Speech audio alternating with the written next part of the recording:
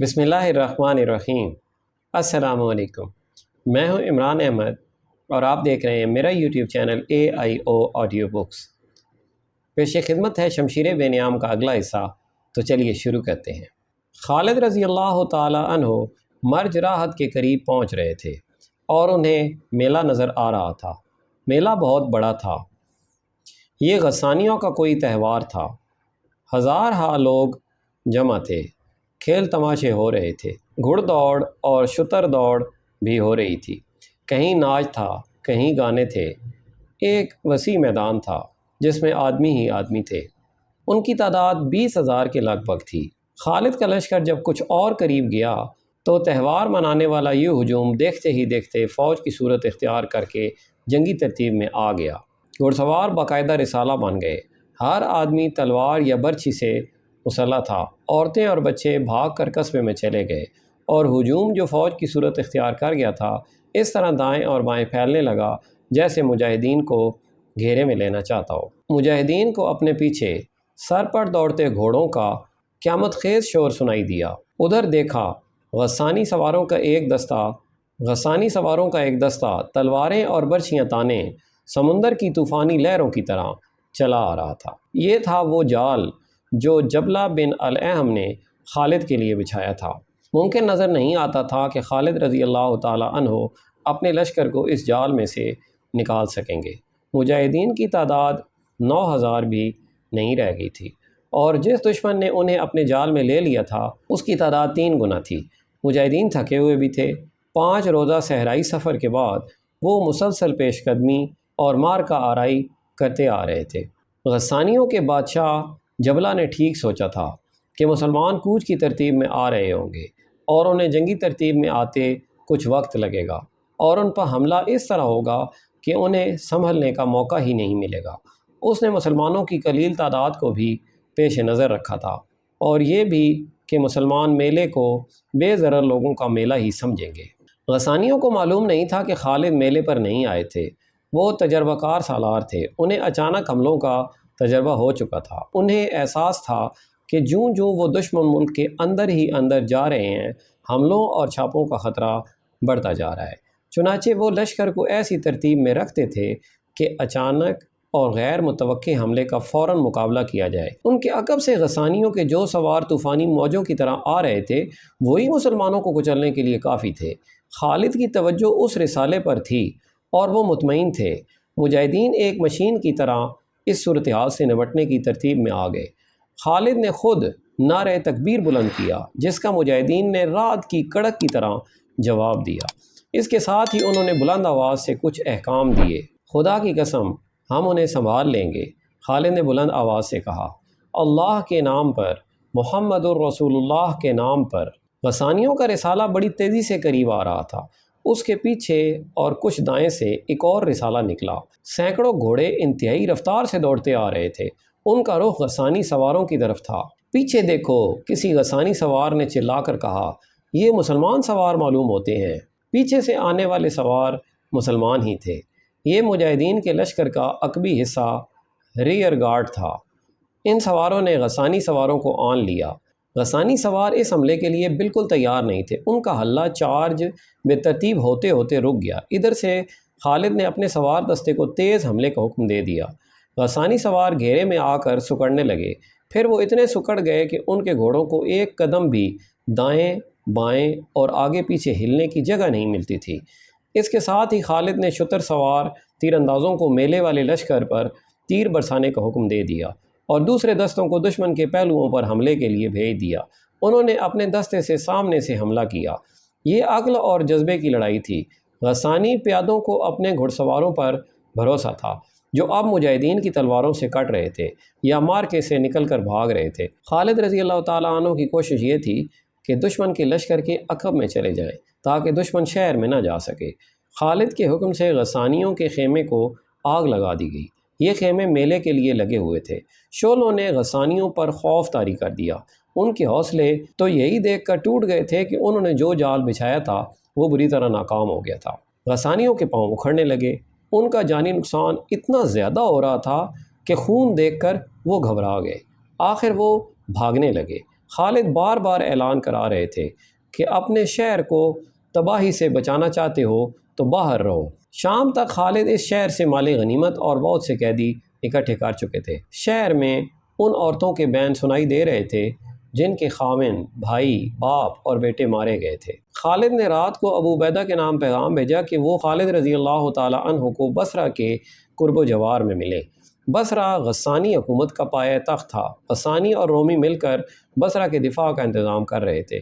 مجاہدین کا بڑا ہی سخت امتحان ابھی باقی تھا۔ وہ جو محمد الرسول اللہ صلی اللہ علیہ وآلہ وسلم کو اللہ کا بھیجا ہوا رسول نہیں مانتے تھے اور اللہ کو وحدہ لا شریک نہیں سمجھتے تھے، وہ ابھی تک جنگی طاقت کو اور افراد کی کمی بیشی اور ہتھیاروں کی برتری اور کمتری سے ناپ تول رہے تھے۔ حیران تو وہ ہوتے تھے کہ مسلمان کس طرح اور کس طاقت کے بلبوتے پر فتح حاصل کرتے آ رہے ہیں، لیکن اپنی فوجوں اور گھوڑوں کے افراد اور اپنے ہتھیاروں کی برتری کا ان کو ایسا گھمنڈ تھا کہ وہ سوچتے ہی نہیں تھے کہ انسان میں کوئی اور طاقت بھی ہو سکتی ہے، اور یہ طاقت عقیدے اور مذہب کی سچائی ہوتی ہے۔ غسانیوں کا بادشاہ جبلہ بن الاحم بصرہ میں اس خبر کا انتہائی بے صبری سے انتظار کر رہا تھا کہ مرج راحت میں اس کا دھوکہ کامیاب رہا ہے اور مسلمانوں کو کاٹ دیا گیا ہے۔ اس نے فرض کر لیا تھا کہ مسلمانوں کو شکست دی جا چکی ہے۔ اسے آخری اطلاع یہ ملی تھی کہ مسلمانوں کے لیے میلے کی صورت میں پھندہ تیار ہو چکا ہے اور مسلمان تیزی سے اس پھندے میں آ رہے ہیں۔ جبلہ کے طور اور انداز ہی بدل گئے تھے۔ گزشتہ رات اس نے اپنے ہاں جشن کا سماں بنا دیا تھا۔ شراب کے مٹکے خالی ہو گئے تھے۔ جبلہ بن الاحم شراب میں تیرتا اور نشے میں اڑتا جوان ہو گیا تھا۔ اس نے بڑھاپے کا مذاق اڑایا تھا۔ اس نے یہ بھی دیکھا تھا کہ اس کے حرم کی جوان عورتیں منمانی کر رہی ہیں اور ان میں سے بعض اس کی قید و بند سے آزاد ہو کر اپنی پسند کے آدمیوں کے ساتھ محل کے باغیچوں میں غائب ہو گئی ہیں۔ خود جبلہ کی بدمستی کا یہ عالم تھا کہ اس جشن مینوشی میں ایک بڑی حسین اور نوجوان لڑکی اس کے سامنے سے گزری تو اس نے لپک کر لڑکی کو پکڑ لیا اور اسے اپنے بازوؤں میں جکڑ کر بیہودہ حرکتیں کرنے لگا۔ لڑکی اس کے بازوؤں میں آزاد ہونے کو تڑپنے لگی۔ تیری یہ جرت! اس نے لڑکی کو الگ کر کے ایک جھٹکے سے اپنے سامنے کھڑا کیا اور بڑے سخت غصے میں بولا، کون ہے تو جو میرے جسم کو ناپسند کر رہی ہے؟ تیری بھانجی، لڑکی نے روتے ہوئے چلا کر کہا، تیرے باپ کی بیٹی۔ جبلہ بن الاحم نے بڑی زور سے کہا لگایا، فتح کی خوشی کا نشہ شراب کے نشے سے تیز ہوتا ہے۔ جبلہ نے کہا، اس کی آواز لڑکھڑا رہی تھی، کل جب مجھے خبر ملے گی کہ مسلمانوں کو کچل دیا گیا ہے اور ان میں سے کوئی بھی بھاگ نہیں سکا تو میری حالت اور زیادہ بری ہو جائے گی۔ اس کی بھانجی روتی ہوئی جشن سے نکل گئی۔ پھر وہ وقت آ گیا جب وہ مسلمانوں پر اپنی فتح کی خبر کا منتظر تھا۔ اب تک خبر آ ہی جانی چاہیے تھی۔ وہ باغ میں جا بیٹھا تھا۔ ایک جوان سال خادمہ تشتری میں شراب کی سراہی اور پیالہ رکھے اس کی طرف جا رہی تھی۔ ادھر سے دربان بڑا تیز چلتا اس تک پہنچا۔ آیا ہے کوئی؟ جبلہ نے بےتاب ہو کر دربان سے پوچھا۔ کوئی مرج راحت سے آیا ہے؟ قاصد آیا ہے، دربان نے دبے سے لہجے میں کہا۔ زخمی ہے، بھیجو اسے، جبلہ نے جوش سے اٹھتے ہوئے کہا۔ وہ فتح کی خبر لایا ہے، اسے جلدی سے میرے پاس بھیجو۔ خادمہ تشتری اٹھائے اس کے قریب کھڑی تھی۔ ادھر سے ایک زخمی چلا آ رہا تھا، وہیں سے کہو کہ تم فتح کی خبر لائے ہو، جبلہ بن الاحم نے کہا۔ زخمی قاصد نے کچھ بھی نہ کہا، وہ چلتا آیا۔ اس کے کپڑے اپنے زخموں کے خون سے لال تھے، اس کا سر کپڑے میں لپٹا ہوا تھا۔ کیا تم اتنے زخمی ہو کہ بول نہیں سکتے؟ جبلہ نے بلند آواز سے پوچھا۔ بول سکتا ہوں، قاصد نے کہا، لیکن جو خبر لایا ہوں وہ اپنی زبان سے سنانے کی جرت نہیں۔ کیا کہہ رہے ہو؟ جبلہ کی آواز دب سی گئی۔ کیا مسلمان پھندے میں نہیں آئے؟ آ کر نکل گئے ہیں؟ ہاں، قاصد نے شکست خوردہ آواز میں کہا، وہ نکل گئے۔ انہوں نے ایسی چال چلی کہ ہم ان کے پھندے میں آ گئے۔ اپنی فوج کٹ گئی، مرج راحت کو انہوں نے لوٹ لیا۔ جبلہ بن الاحم نے تشتری سے شراب کی سراہی اٹھائی۔ خادمہ نے پیالہ اٹھا کر اس کے آگے کیا۔ جبلہ نے سراہی بڑی زور سے قاصد پر پھینکی۔ قاصد بہت قریب کھڑا تھا، سراہی اس کے ماتھے پر لگی، وہ تیورا کر گرا۔ جبلہ نے خادمہ کے ہاتھ سے پیالہ چھین کر اس کے منہ پر مارا اور لمبے لمبے ڈگ بھرتا وہاں سے چلا گیا۔ غسانیوں کے بادشاہ کا محل ماتمی فضا میں ڈوب گیا۔ مرج راحت کے بھگوڑے غسانی بصرہ میں آ گئے اور بصرہ ماتمی شہر بن گیا۔ اصل ماتم تو ان کے ہاں تھا جن کے بیٹے، بھائی، خاوند اور باپ اس پھندے میں آ کر مارے گئے تھے جو انہوں نے خالد رضی اللہ تعالیٰ عنہ کے مجاہدین کے لیے تیار کیا تھا۔ اس ماتم کے ساتھ ایک دہشت بھی آئی تھی اور یہ دہشت ہر گھر میں پہنچ گئی تھی۔ ان کے تیر زہر میں بجھے ہوئے ہوتے ہیں، کسی کو اس تیر سے خراش آ جائے تو بھی وہ مر جاتا ہے۔ ان کے گھوڑے پروں والے ہیں، کہتے ہیں ہوا سے باتیں کرتے ہیں۔ ان مسلمانوں کا رسول صلی اللہ علیہ وآلہ وسلم جادوگر تھا، نعوذ باللہ، اس کا جادو چل رہا ہے، ان کے سامنے لاکھوں کی فوج بھی نہیں ٹھہر سکتی۔ سنا ہے دل کے بڑے نرم ہیں، جو ان کے آگے ہتھیار ڈال دیتے ہیں انہیں وہ گلے لگا لیتے ہیں۔ جس شہر میں ان کا مقابلہ ہوتا ہے اس شہر کی اینٹ سے اینٹ بجا دیتے ہیں، کسی کو زندہ نہیں چھوڑتے، لڑنے والوں کو پکڑ کر لے جاتے ہیں۔ دبی دبی ایسی آواز بھی سنائی دیتی تھی۔ مذہب ان کا سچا معلوم ہوتا ہے، وہ اللہ اور اس کے رسول کو مانتے ہیں، یہی ان کی طاقت ہے، جنون سے لڑتے ہیں۔ ان لوگوں پر جو حیرت اور دہشت طاری ہو گئی تھی اس میں وہ حق بجانب تھے۔ تم لوگ بصرہ کو بھی نہیں بچا سکو گے، جبلہ بن احم نے قہر بھرے لہجے میں کہا۔ وہ اپنے سالاروں سے کہہ رہا تھا، تمہاری بزدلی کو دیکھ کر میں نے رومیوں کو مدد کے لیے پکارا ہے۔ اگر تم مسلمانوں کو شکست دے دیتے تو میں رومیوں کے سینے پر کودتا، ان پر میری دھاک بیٹھ جاتی، مگر تم نے مجھے کہیں کا نہیں چھوڑا۔ رومی ہمارے پائے تخت کی حفاظت کرنے آئے ہیں۔ وہ ابھی اپنے سالاروں کو کوس ہی رہا تھا کہ اسے اطلاع ملی کہ مسلمانوں کی ایک فوج بصرہ کی طرف بڑھ رہی ہے۔ اتنی جلدی؟ اس نے گھبرائے ہوئے لہجے میں کہا۔ مرج راحت سے، وہ اتنی جلدی بصرہ تک کس طرح آ گئے؟ رومی سالار کو اطلاع دو۔ رومی فوج جو خالد کی کامیابیوں کی خبریں سن کر جبلہ بن الاحم کی مدد کو آئی تھی وہ بصرہ کے باہر خیمہ زن تھی۔ اس کے سالار کو اطلاع ملی کہ مسلمانوں کی فوج آ رہی ہے تو سالار نے فوج کو تیاری کا حکم دے دیا۔ اس فوج میں عرب عیسائی بھی تھے۔ فوج جو بصرہ کی طرف بڑھ رہی تھی وہ خالد کی نہیں تھی، یہ ایک مسلمان سالار شرحبیل بن حسنہ کا لشکر تھا جس کی نفری 4000 تھی۔ مسلمان لشکر جو شام کی فتح کے لیے بھیجا گیا تھا یہ اس کا ایک حصہ تھا۔ خلیفۃ المسلمین کے احکام کے مطابق سالار ابو عبیدہ نے لشکر کے دوسرے حصوں کو بھی یکجا کر کے اپنی کمان میں لے لیا تھا۔ بصرہ پر شرحبیل کے حملے کا پس منظر یہ تھا کہ خلیفۃ المسلمین نے ابو عبیدہ کو ایک خط لکھا تھا، میں نے خالد بن ولید کو یہ کام سونپا ہے کہ رومیوں پر چڑھائی کر دے، تم پر اس کی اطاعت فرض ہے، کوئی کام اس کے حکم کے خلاف نہ کرنا، میں نے اسے تمہارا امیر مقرر کیا ہے۔ مجھے احساس ہے کہ دین کے معاملات میں تم خالد سے برتر ہو اور تمہارا رتبہ اونچا ہے، لیکن جنگ کی جو مہارت خالد کو ہے وہ تمہیں نہیں۔ اللہ ہم سب کو صراط مستقیم پر چلنے کی توفیق عطا فرمائے۔ خالد کو اس لشکر کا سالار اعلیٰ مقرر کیا گیا۔ خالد رضی اللہ تعالیٰ عنہ کو اس لشکر کا سالار اعلیٰ مقرر کیا گیا۔ جس وقت خالد اپنے راستے میں آنے والی تمام رکاوٹوں کو کچلتے جا رہے تھے اس وقت ابو عبیدہ فارغ بیٹھے تھے۔ خالد رضی اللہ تعالیٰ عنہ نے جب مرج راحت کے مقام پر بھی دشمن کو شکست دے دی تو ابو عبیدہ نے اپنے سالاروں کو بلایا۔ اس وقت ابو عبیدہ کے دستے دریائے یرموک کے شمال مشرق میں ایک مقام حوران میں تھے۔ ان کے ماتحت 2 سالار تھے، ایک شرحبیل بن حسنہ اور دوسرے یزید بن ابی سفیان۔ رفیقو، ابو عبیدہ نے دونوں سالاروں سے کہا، ہم کس طرح شکر ادا کریں اللہ تبارک و تعالیٰ کا جو ابن ولید کو راستے میں آنے والے ہر دشمن پر حاوی کرتا جا رہا ہے؟ کیا تم نے نہیں سوچا کہ ہم ابن ولید کے کسی کام نہیں آ رہے؟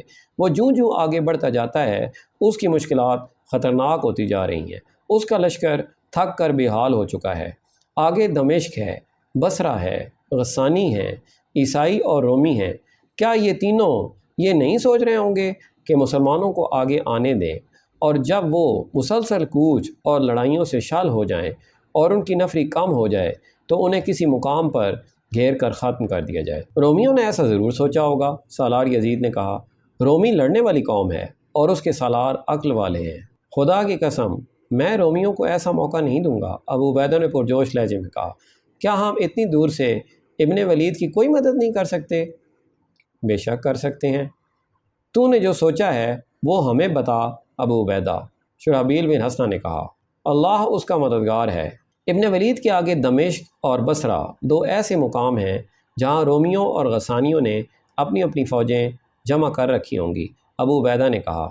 اس سے پہلے کہ سالار اعلیٰ ابن ولید بصرہ پہنچے ہم بصرہ پر حملہ کر دیتے ہیں، اس سے یہ ہوگا کہ رومی اور غسانی بھی تازہ دم نہیں رہیں گے ابن اسنا؟ ابو عبیدہ نے شرحبیل سے کہا میں یہ کام تمہیں سونپتا ہوں، 4000 نفری کافی ہوگی۔ ابو عبیدہ نے سالار شرحبیل بن حسنہ کو ہدایات دیں اور بصرہ کو روانہ کر دیا۔ اس وقت خالد رضی اللہ تعالی عنہ مرج راحت سے فارغ ہو چکے تھے اور انہوں نے ابو عبیدہ کے نام یہ پیغام دے کر قاصد کو روانہ کر دیا تھا کہ ابو عبیدہ اپنے دستوں کے ساتھ انہیں بصرہ کے قریب کہیں ملے۔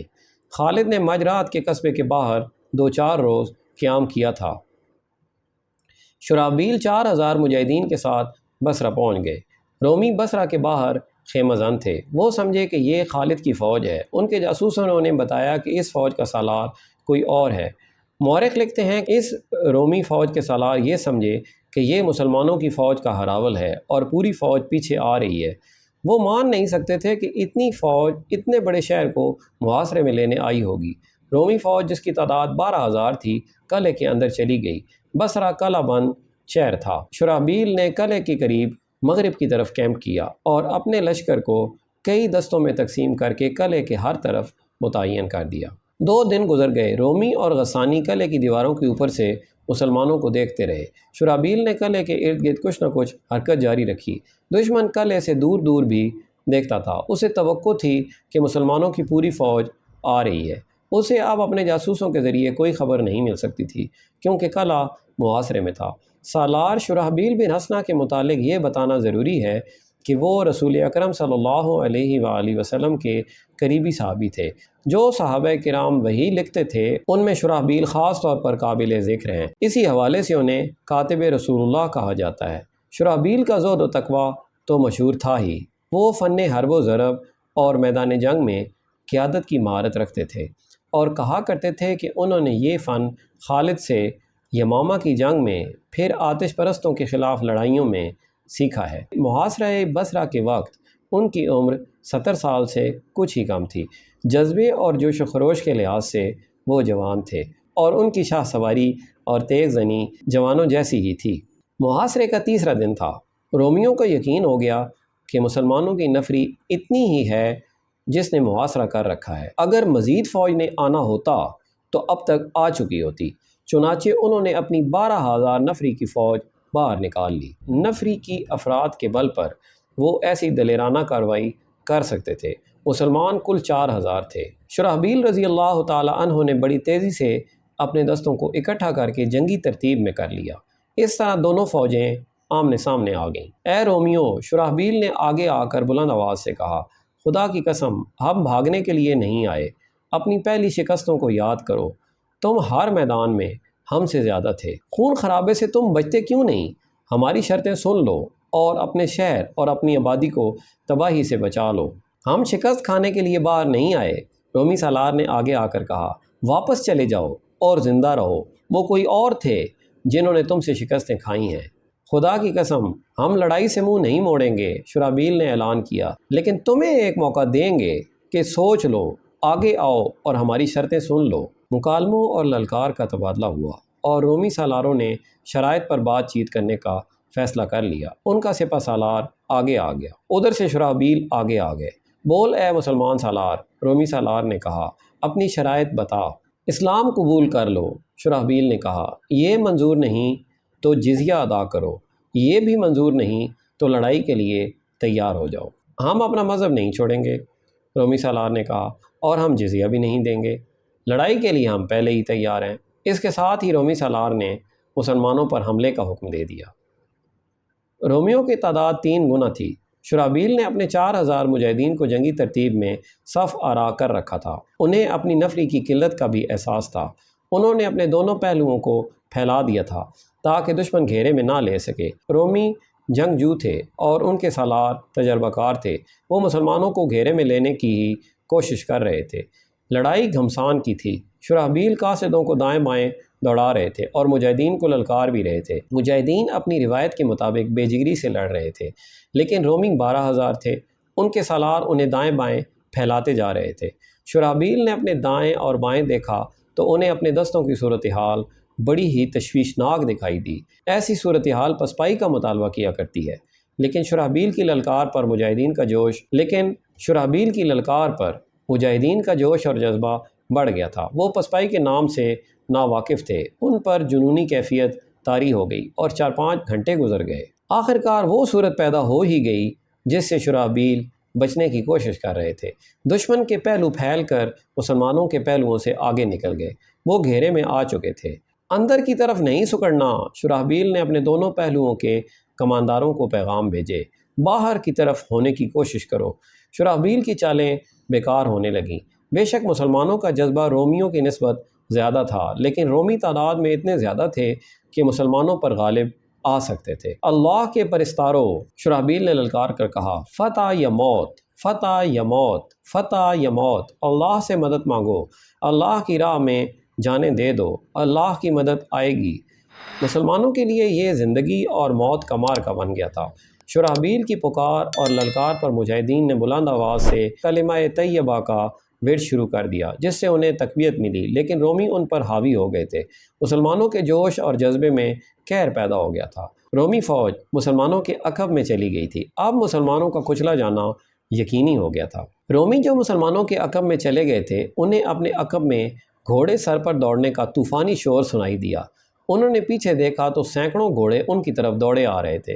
ان کے آگے 2 سوار تھے جن کے ہاتھوں میں تلواریں تھیں۔ ان میں سے ایک کے سر پر جو عمامہ تھا اس کا رنگ سرخ تھا۔ وہ خالد رضی اللہ تعالیٰ عنہ تھے۔ خالد رضی اللہ تعالیٰ عنہ اپنے لشکر کے ساتھ بصرہ کی طرف آ رہے تھے۔ ان کے راستے میں دمشق آیا تھا، لیکن وہ دمشق سے ہٹ کر گزر آئے تھے۔ پہلے وہ بصرہ کو فتح کرنا چاہتے تھے۔ یہ اللہ کے اشارے پر ہوا تھا۔ اللہ نے کاتب رسول کی پکار اور دعا سن لی تھی۔ خالد رضی اللہ تعالیٰ عنہ جب کوچ کرتے تھے تو اپنے جاسوسوں کو بہت آگے بھیج دیا کرتے تھے۔ بصرہ کی طرف آتے وقت بھی انہوں نے جاسوسوں کو بہت آگے بھیج دیا تھا۔ خالد بصرہ سے تقریباً 1 میل دور تھے جب ان کا ایک شتر سوار جاسوس اونٹ کو بہت تیز دوڑاتا واپس خالد کے پاس گیا اور انہیں بتایا کہ مسلمانوں کا کوئی لشکر بصرہ کے باہر رومیوں کے گھیرے میں آ رہا ہے۔ کون ہے وہ سالار؟ خالد نے کہا، اور سوار دستوں کو ایڑ لگانے اور برچیاں اور تلواریں نکال لینے کا حکم دے دیا۔ خالد رضی اللہ تعالیٰ عنہ کے ساتھ جو دوسرا گھڑ سوار آگے آ رہا تھا وہ خلیفۃ المسلمین ابو بکر رضی اللہ تعالیٰ عنہ کے بیٹے عبد الرحمن تھے۔ انہوں نے اللہ اکبر کا نعرہ لگایا۔ رومیوں نے مقابلے کی نہ سوچی۔ ان کے سالاروں نے تیزی دکھائی، اپنے پہلوؤں کے دستوں کو پیچھے ہٹا لیا اور اپنے تمام دستوں کو قلعے کے اندر لے گئے۔ ان کا مسلمانوں کی تلواروں سے کٹ جانا یقینی تھا۔ قلعے میں داخل ہوتے ہوتے مسلمانوں نے ان کا تعاقب کیا اور کئی رومیوں کو ختم کر دیا۔ قلعے کے دروازے بند ہو گئے تھے۔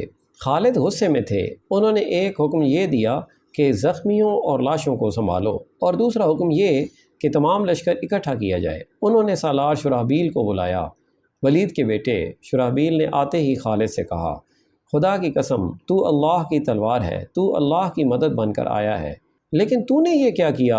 ابن حسنہ، خالد نے غصے سے کہا، کیا تو نہیں جانتا کہ یہ قصبہ دشمن کا مضبوط قلعہ ہے اور یہاں بے شمار فوج ہوگی؟ کیا اتنی تھوڑی نفری سے تو یہ قلعہ سر کر سکتا تھا؟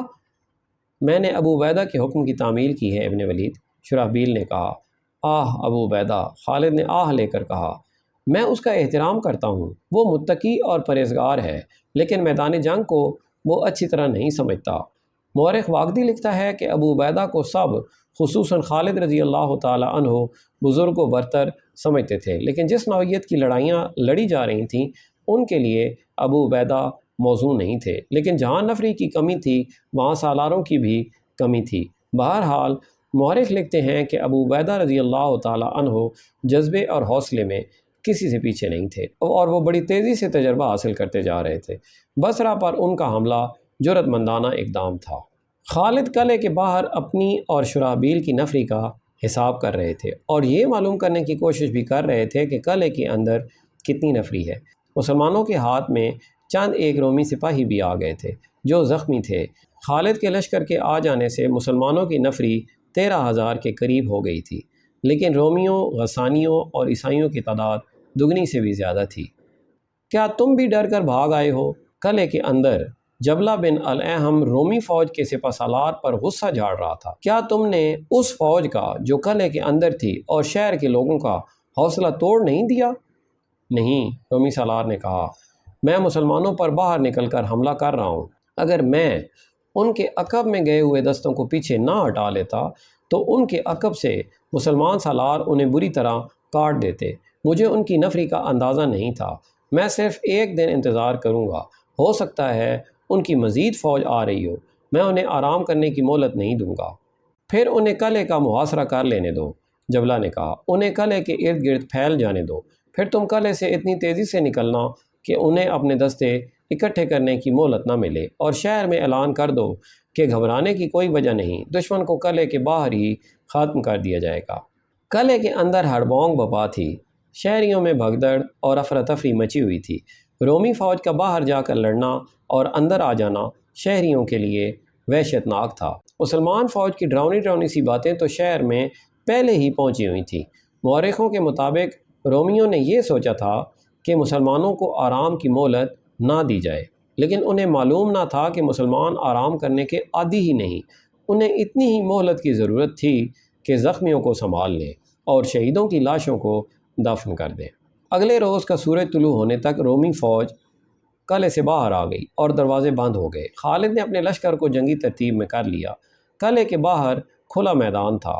خالد نے حسب معمول اپنے لشکر کو 3 حصوں میں تقسیم کر دیا، کلب کی کمان اپنے پاس رکھی۔ اب چونکہ انہیں شرابیل کے 4000 مجاہدین مل جانے سے ان کے پاس نفری کچھ زیادہ ہو گئی تھی، اس لیے انہوں نے کلب کو محفوظ رکھنے کے لیے ایک دستہ کلب کے آگے رکھا۔ اس دستے کی کمان خلیفۃ المسلمین ابو بکر رضی اللہ تعالی عنہ کے بیٹے عبد الرحمن بن ابو بکر کے پاس تھی۔ ایک پہلو کے دستوں کے سالار رافع بن عمیرہ اور دوسرے پہلو کے سالار زرار بن الازور تھے۔ جنگ کا آغاز مسلمانوں کے نعرہ تکبیر سے ہوا۔ رومی سپہ سالار اپنے کلب کے آگے آگے آ رہا تھا۔ عبد الرحمن بن ابو بکر جوان تھے۔ خالد نے جو ہی ان کے دستے کو آگے بڑھنے کا حکم دیا، عبد الرحمن سیدھے رومی سالار کی طرف گئے۔ لڑائی شروع ہونے سے پہلے ہی ان کی نظریں اس رومی سالار پر لگی ہوئی تھیں۔ عبد الرحمن نے گھوڑے کو ایڑ لگائی اور تلوار سونت کر اس کی طرف گئے، مگر اس کے قریب گئے تو وہ بڑی پھٹی سے آگے سے ہٹ گیا۔ عبد الرحمن آگے نکل گئے۔ رومی سالار نے گھوڑا موڑا اور عبد الرحمن کے پیچھے گیا۔ عبد الرحمن نے گھوڑا موڑتے موڑتے دیکھ لیا، رومی نے وار کر دیا، جو عبد الرحمن بچا گئے۔ تلوار کا زناٹا ان کے سر کے قریب سے گزرا۔ اب عبد الرحمن اس کے پیچھے تھے۔ رومی گھوڑا موڑ رہا تھا۔ عبد الرحمن نے تلوار کا زوردار وار کیا، جس سے رومی تو بچ گیا، لیکن اس کے گھوڑے کی زین کٹ گئی اور ضرب گھوڑے کو بھی لگی۔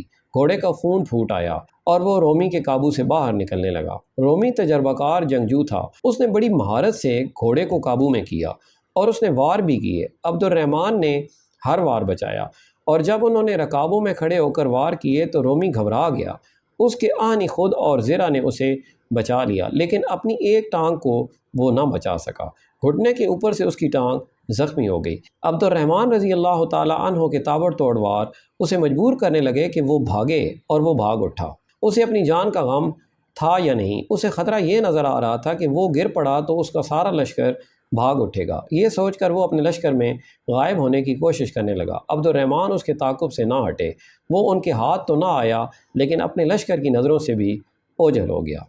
خالد نے رومیوں پر اس طرح حملہ کیا کہ سالار رافع بن عمیرہ اور سالار زرار بن الازور کو حکم دیا کہ وہ باہر کو ہو کر رومیوں پر دائیں اور بائیں سے تیز اور شدید حملہ بولیں۔ مجاہدین شدید کا مطلب سمجھتے تھے۔ مورخوں کی تحریروں سے پتہ چلتا ہے کہ یہ حملہ اتنا تیز اور اتنا سخت تھا جیسے مجاہدین تازہ دم ہوں اور ان کی تعداد دشمن سے دگنی ہو۔ دونوں سالاروں کے دستے دیوانگی کے عالم میں حملہ آور ہوئے۔ مورخ واقدی اور ابن قتیبہ لکھتے ہیں کہ سالار زرار نے جوش میں آ کر اپنی زرہ اتار پھینکی۔ یہ ہلکی سی تھی، لیکن جولائی کا آغاز تھا اور گرمی عروج پر تھی۔ زرار نے گرمی سے تنگ آ کر اور لڑائی میں آسانی پیدا کرنے کے لیے زرہ اتاری تھی۔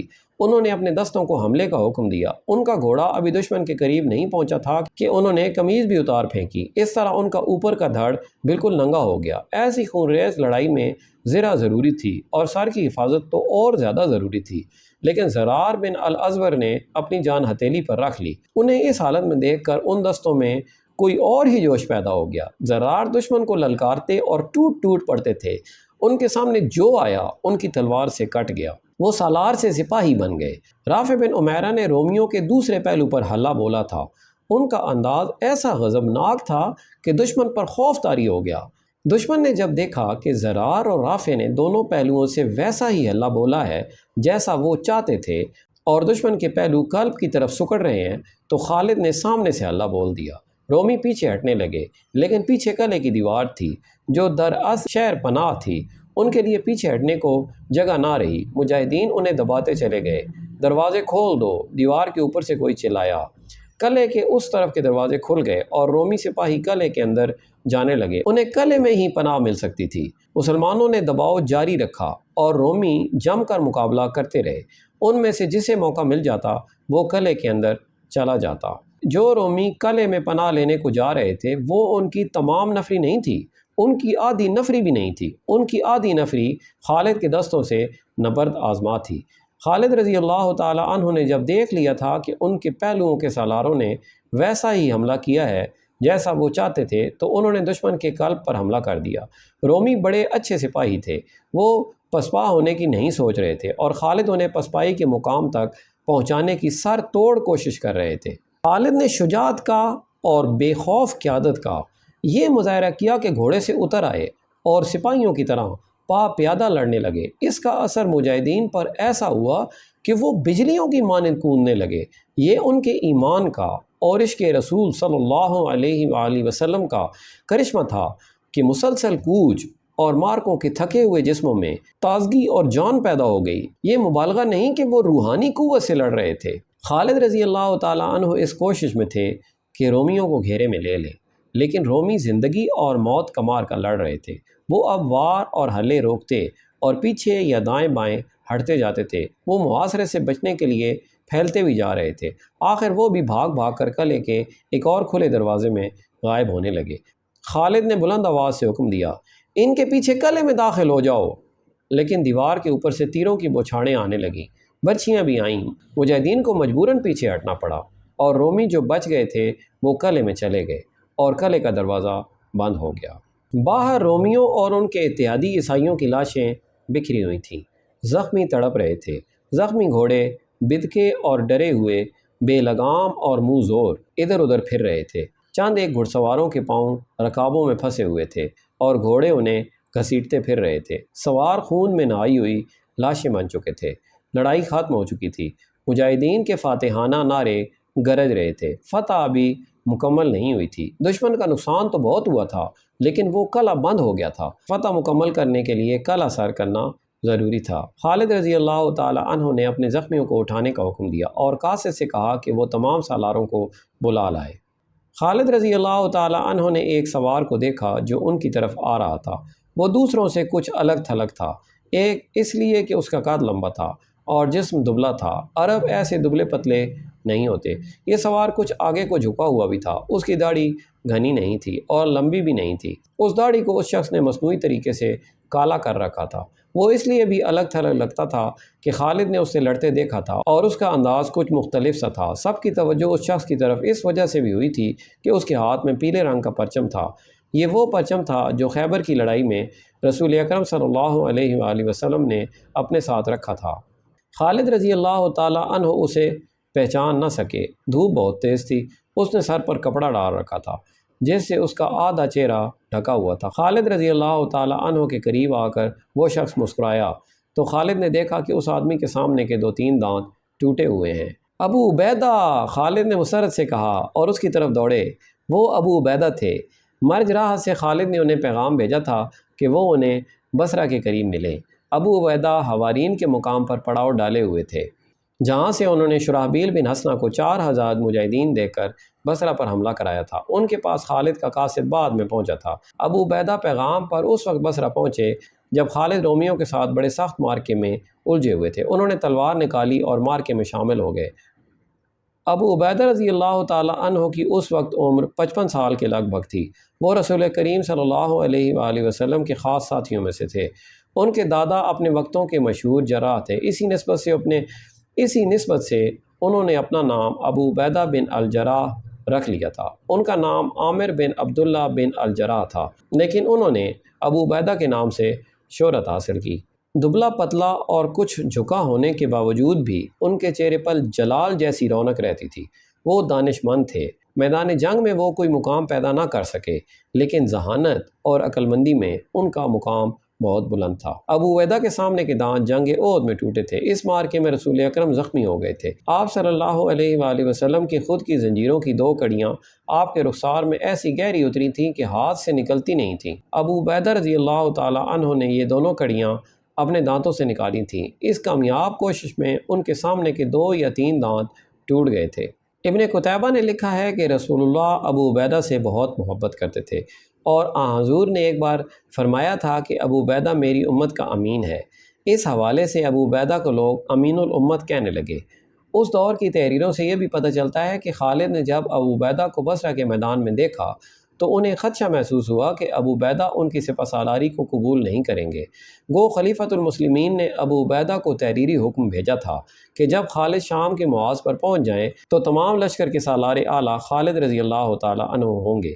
لیکن خالد کو احساس تھا کہ معاشرے میں جو مقام اور رتبہ ابو عبیدہ کو حاصل تھا وہ انہیں حاصل نہیں تھا۔ خالد خود بھی ابو عبیدہ کا بہت احترام کرتے تھے۔ یہ احترام ہی تھا کہ بصرہ کے میدان جنگ میں خالد نے انہیں اپنی طرف آتے دیکھا تو خالد دوڑ کر ان تک پہنچے۔ ابو عبیدہ گھوڑے سے اترنے لگے۔ نہیں ابن عبداللہ، خالد نے ابو عبیدہ سے کہا، گھوڑے سے مت اتر، میں اس قابل نہیں ہوں کہ امین الامت میرے لیے گھوڑے سے اتریں۔ ابو عبیدہ گھوڑے پر سوار رہے اور جھک کر دونوں ہاتھ خالد کی طرف بڑھائے۔ خالد نے احترام سے مصافحہ کیا۔ ابو سلیمان، ابو عبیدہ نے خالد سے کہا، امیر المومنین کا پیغام مجھے مل گیا تھا جس میں انہوں نے تمہیں ہم سب کا سالار اعلیٰ مقرر کیا ہے۔ میں اس پر بہت خوش ہوں۔ کوئی شک نہیں کہ جنگ کے معاملوں میں جتنی عقل تجھ میں ہے وہ مجھ میں نہیں۔ خدا کی قسم ابن عبداللہ، خالد نے کہا، امیر المومنین کے حکم کی تعمیل مجھ پر فرض ہے، ورنہ میں تم پر سپہ سالار کبھی نہ بنتا۔ رتبہ جو تمہیں حاصل ہے وہ مجھے نہیں۔ ایسی بات نہ کر ابو سلیمان، ابو عبیدہ نے کہا، ابو بکر نے بالکل صحیح فیصلہ کیا ہے۔ میں تیرے ماتحت ہوں، تیرے حکم پر آیا ہوں۔ اللہ تجھے غسانیوں اور رومیوں پر فتح عطا فرمائے۔ خالد رضی اللہ تعالی عنہ نے بصرہ کو محاصرے میں لینے کا حکم دیا۔ رومیوں اور عیسائیوں کی لاشیں جہاں پڑی تھیں وہیں پڑی رہیں۔ اوپر گدوں کے غول اڑ رہے تھے اور درختوں پر اتر رہے تھے۔ مجاہدین اپنے شہیدوں کی لاشیں اٹھا رہے تھے۔ ان کی تعداد 130 تھی۔ خالد نے شہر پناہ کے ارد گرد گھوڑا دوڑا کر جائزہ لیا کہ دیوار کہیں سے توڑی جا سکتی ہے یا نہیں۔ دیوار کے اوپر سے تیر آ رہے تھے لیکن مسلمان ان کی ذات سے دور تھے۔ قلعے کے اندر مایوسی چھائی ہوئی تھی۔ جبلہ بن الاحم اور رومی سپہ سالار خاموشی سے ایک دوسرے کا منہ دیکھ رہے تھے۔ کیا تم ہمت بالکل ہی ہار بیٹھے ہو؟ جبلہ بن الاحم نے رومی سالار سے پوچھا۔ تم نے کہاں ہمت نہیں ہاری؟ رومی سالار نے شکست کا غصہ جبلہ پر نکالا اور کہا، مسلمانوں کے راستے میں سب سے پہلے تم اور عیسائی آئے تھے اور مسلمانوں کو نہ روک سکے۔ مرج راحت میں بھی تمہاری فوج ناکام رہی۔ کیا تو مجھے اور میری فوج کو مروانا چاہتا ہے؟ باہر نکل کے دیکھ، فوج کی کتنی نفری رہ گئی ہے۔ کچھ نفری میدان جنگ میں ماری گئی ہے اور مجھے بتایا گیا ہے کہ ہمارے بہت سے سپاہی اور کماندار اجنادین کی طرف بھاگ گئے ہیں۔ قلعے میں تھوڑی سی نفری آئی ہے۔ دیوار پر جا کر باہر لاشوں کے انبار دیکھ اور حساب کر کہ ہمارے پاس کیا رہ گیا ہے۔ باہر سے مسلمانوں کی للکار سنائی دے رہی تھی، رومی سالار باہر آ کر صلح کی بات کرے۔ رومیوں، قلعہ ہمارے حوالے کر دو۔ ہم نے قلعہ خود سر کیا تو ہم سے رحم کی امید نہ رکھنا۔ اس کے ساتھ ہی خالد کے حکم سے مجاہدین دروازہ توڑنے کے لیے آگے جاتے رہے مگر اوپر کے تیروں نے انہیں کامیاب نہ ہونے دیا۔ انہوں نے ایک جگہ سے دیوار توڑنے کی کوشش بھی کی لیکن کامیابی نہ ہوئی۔ شہر کے لوگوں پر خوف طاری تھا۔ وہ مسلمانوں کی للکار سن رہے تھے۔ وہ جانتے تھے کہ فاتح فوجیں شہر کے لوگوں کو کس طرح تباہ کیا کرتی ہیں۔ مسلمان کہہ رہے تھے کہ قلعہ خود دے دو گے تو شہری اور ان کے گھر محفوظ رہیں گے۔ جبلہ بن الاحم اور رومی سالار کمرے سے باہر نہیں آتے تھے۔ شہر کے لوگ ایک ایک لمحہ خوف و ہراس میں گزار رہے تھے۔ وہ تنگ آ کر جبلہ کے محل کے سامنے اکٹھے ہو گئے۔ مسلمانوں سے صلح کر لو، وہ کہہ رہے تھے، ہمیں بچاؤ، قلعہ انہیں دے دو، ہمارا قتل عام نہ کراؤ۔ جبلہ اور رومی سالار نے 3-4 دنوں تک کوئی فیصلہ نہ کیا۔